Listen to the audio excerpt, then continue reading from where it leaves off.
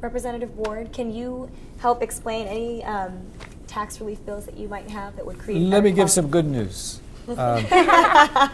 There is a potential of stimulating the economy. In fact, there's two things going on that could really change the structure of the economy in Hawaii. One is for tourism, and the other one is for basically renewable energy.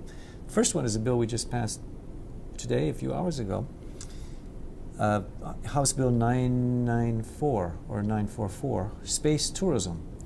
Essentially, it's taking an airplane that has a rocket attached on its back, and it's getting people up 5 miles in the air, and then it takes a dive down, and you get 4 minutes of weightlessness. And you can go from Honolulu to Sapporo, not Tokyo. Sapporo has the approval for the airport, in 45 minutes. All we have to do is get certified at Honolulu International Airport. We've already got the companies on the mainland. We're ready to move here, and get tourists on board to fly between here and Kona for a large amount of money, which they're doing already in Nevada. But there's $200 million per year, of which we could get GT tax, we could get unemployment tax, and all the other parts of when companies do come here. I'm very excited about that. I think it's something that we can use to diversify our economy. But the other exciting news is what my office has been preaching as a mantra: solar on every roof. We need to get solar on every roof. Right now, 3/4 of Hawaii, even though it's been 3 decades that we've encouraged them to get solar on the roof, they don't have yet. So what we've got is the making of a new industry with some tax incentives. We've got lease options coming. And I was talking to our big utility the other day, and get this, they're going to start renting roofs. Renting roofs to produce with photovoltaic energy, which then can go right back in the grid. So I've put a proposal out for my Hawaii Kai community.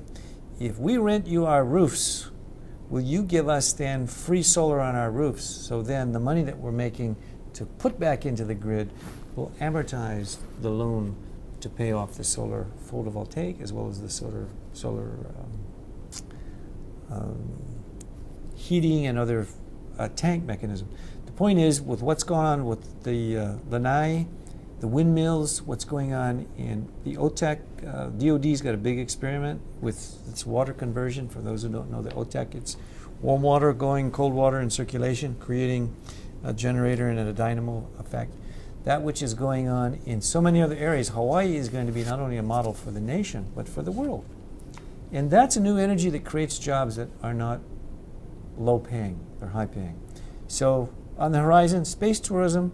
Secondly, renewable energy sources, which when Hawaii is serious, and when I said we're taking ethanol out, we're going to have to replace it with things that we're going to do with electric cars, solar on roofs, windmills, all of the geothermal and the other options. We're in a perfect position to be a world-class model for renewable energy. And if we don't take advantage of it, and we fall back asleep, oh, gas is cheap now, who worries about it? We will have made a big, big mistake. And sorry, I'd like to interject. Jamie Story actually has to leave the show now. Oh. She is our busy president over at Grassroots Institute and has many, many obligations to attend to. So I'd like to thank you. And would you like to leave the viewers with any last notes? Just want to point them once again to the websites that we've really set up as free public services. HawaiiVotes.org, which will tell you about legislative transparency. You can see how your state legislators are voting, and then also HawaiiSunshine.org. And of course, I would invite them to also visit our website at grassrootsinstitute.org. Well, thank you so much. Thanks for coming up on our show. Thanks Thank for all you. you do. Hope to have you so again. much for having Yeah, me. thanks so My much for pleasure. I coming. hope to come next. Thank you. See you later. Thank you. Well, so it sounds like we have the right legislation in place. It sounds like we've got the tax relief bills in focus. It sounds like we've got a lot of great legislation that would start to stimulate the economy, that would offer real stimulus to the economy. So what do we got to do? I know we mentioned, we went on a brief moment earlier with Jamie's story, but what do we really have to do?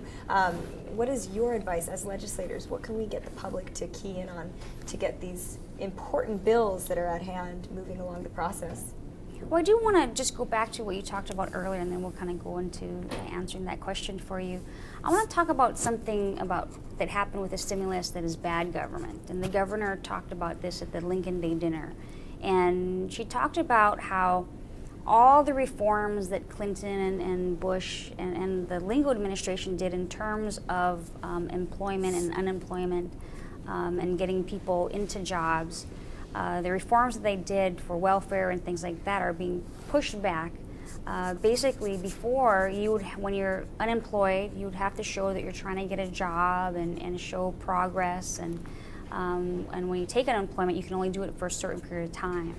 What came through in the stimulus package, and the governor is definitely weighing whether she wants to get involved with that or not, and is from the federal government with no longer those requirements. You no longer have to prove you're trying to get a job. You no longer have to prove that you're getting training or to get a higher paying job, so you don't need a government assistant. And so what that really creates is the old welfare models of before, where they had people just living off government and no one making them accountable to get off government welfare. And so that's going to really complicate the successes that the Lingo administration has had so far. And I'm hoping that other parts of the package, once we start analyzing it, isn't the same way and truly is a stimulus package where you actually will have job creation and economic creation. I think the governor will be a big variable. She mentioned there's 5 different mechanisms for the distribution of those funds, and one is through her office, not the legislature. I don't think the politicians are going to have their hands on that as much as some of our colleagues may think. It's because President Obama and his administration wants some accountability. Can you imagine being accountable to 76 people versus 1 or 2 in the governor's office and around it? So I think there's going to be a lot of things that she has to, when it's spent, give assurances that yes, we will do this, yes, we'll do that. And I don't think she'll agree to that fact that, hey, if you're on unemployment or you're on welfare, you don't have to look for a job. I don't think, well, I hope she the governor refuses will, that part of the package. And there are some fine. Governors who are going to select and cherry pick. Yeah. We're not going to participate in that one. And I don't think with the success of the early 90s and getting people back to work, that is actually going to happen. But the governor's offices of all the country are going to be very key. Regarding the stimulus itself, there's been a lot of controversy, particularly in our party, about, hey, we don't need it, we're auctioning our country off, indebting our children, our grandchildren, etc. FDR and his quote about we have nothing to fear but fear itself is so real, because so many people are afraid they're going to lose their job, or they're scared to put their money out, which again, as I said earlier, makes the economy flow. So we got to have a stimulus package, not only from the national level, but the federal level and in the international level. Everybody has got to chip in, and that's why I think Marcos Ashiro and the governor are getting along so well. We're all in this together. Nobody can say, well, it's your Kuleana or it's your fault. No, it's got to be all of us, and that's where the partisanship issue and common sense, what's the common thing to do for the people, is what we've got to focus on. Now that sounds like let's sing Kumbaya and everything will be nice, but we got to get away from this stuff about this is the way we want to. For example, card check. Card check is the simple way of getting a company to become a union participant. All you got to do is sign a card, and if you get 50% plus 1, suddenly it's unionized. And in Hawaii, it's based upon agriculture workers. We are no longer a plantation economy. We no longer have big businesses. Maybe we got a few seed corn businesses. We got a few seed and other maybe macadamia nuts. But to go and start unionizing as the thrust of this 2009 legislature, I think is counterproductive. But it's an issue that's got a lot of attention. There's a lot of momentum. Every union and most everyone on the Democratic Party side saying, hey, card check is a great thing. It's going to come down from the Obama administration. But we got to think about what's good for the state of Hawaii. We got to grow our farmers. We got to get more entrepreneurial efforts in agriculture. We give lip service from the Constitution on down about agriculture, but agriculture is doing very little in terms of competing and giving a real, or having a real say in our economy. It's basically tourism,